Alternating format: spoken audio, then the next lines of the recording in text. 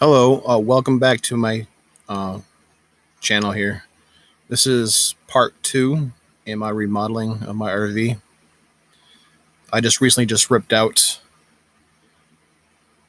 the shower, the back end there. That pipe right there, the black pipe, was connecting to nothing. Absolutely nothing. I'm glad I ripped it out. But the floor is all rotten right down to the core, right down to the bottom. Ripped out the cabinets. There's a old hot water tank. Refrigerator's coming out too. Stove's coming out. The sink's coming out.